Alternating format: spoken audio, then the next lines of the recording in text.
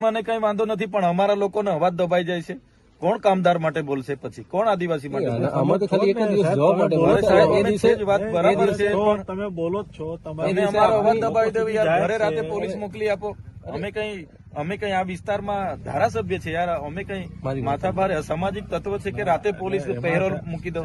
આપને જે દિવસે હવે મને કઈ વાંધો નથી, પણ અમારા લોકોનો અવાજ દબાઈ જાય છે. કોણ કામદાર માટે બોલશે? પછી કોણ આદિવાસી માટે બોલશે? આમાં તો ખાલી એક જ દિવસ જોબ માટે બોલો. સાહેબ, અમે છે જ, વાત બરાબર છે, પણ તમે બોલો જ છો. તમે અમારો અવાજ દબાવી દો યાર. ઘરે રાતે પોલીસ મોકલી આપો. અમે કઈ આ વિસ્તારમાં ધારાસભ્ય છે યાર. અમે કઈ માથાભારે અસામાજિક તત્વ છે કે રાતે પોલીસ પહેરો મૂકી દો?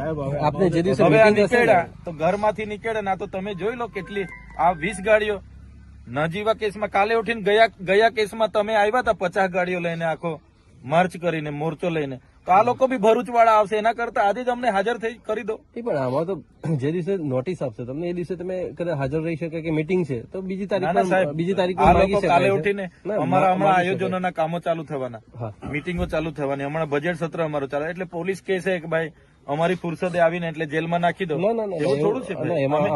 અમે એફઆઈઆર કરી છે, આજે અઠવાડિયું થઈ ગયું. હાજર કરી દો મને જેલમાં. આપ કપડા બપડા લઈને આવ્યા છે, પૂરી દો. બરોબર છે ને ના હજુ બી એ લોકોને સંતોષ ના હોય તો ફાંસી સુધી મોકલાવે એટલી તજવીજ કરી નાખે.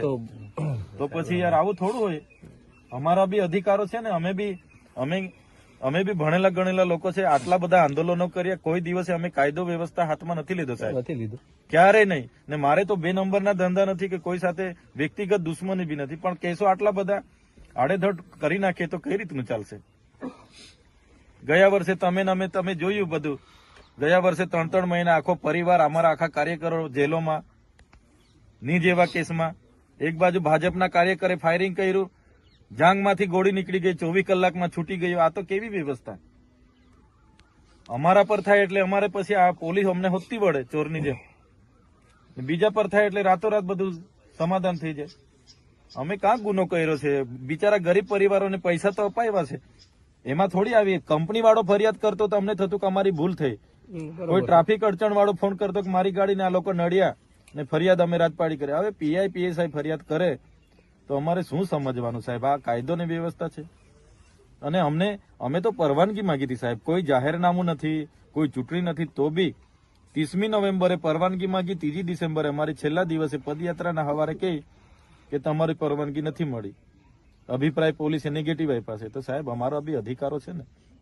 અમે ચાલતા ગયા, પોલીસ અમારી સાથે હતી, તો બી એફઆઈઆર. એટલે માથાભારે સાબિત કરો, પાસા કરો, તડીપાર કરો એટલે અમારે આખી જિંદગી જેલોમાં. તો લોકો માટે કોણ બોલશે? અમને તો કઈ વાંધો નથી, જેલો કરો કઈ વાંધો નહીં. એટલે તમે ત્યાં વાત કરી લો, અમે ત્યાં જઈએ છીએ. હાજર થઈ સાહેબ, આપણા એસપી સાહેબ ને બીકો નર્મદા પોલીસ સહકાર આપે. ભરૂચ પોલીસ નો મામલો છે, આપણે શું કરવા જીબાજોડી કરીએ છીએ? અમારા માટે બધું સરખું છે, આખું નહીં તો સરખું છે, પણ તમારે કેવાથી પેલા થોડા એફઆઈઆર રદ કરવાના? એ તો અમે રદ ના કરી શકીએ. તો જવા દો ને અમને, અમારા વકીલો બધા રાહ જોઈએ છે. કોર્ટ સિવાય કોઈ રદ નહીં કરી શકે. હું આપને કહું ના, કોર્ટની પ્રોસેસ તો અમે કરવાના છે કે જેટલી એફઆઈઆર થાય કોર્ટમાં જ અમારે કર્યા કરવાની. કોર્ટમાં તો જવાના જ છે. જે અધિકારીઓ કર્યા છે એમને બી બોલાવીશું.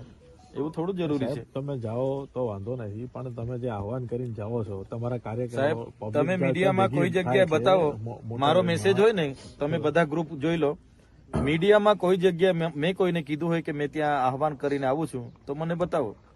પણ એવા મેસેજ છે સાહેબ તમારા ગ્રુપમાં હોય તો બતાવો.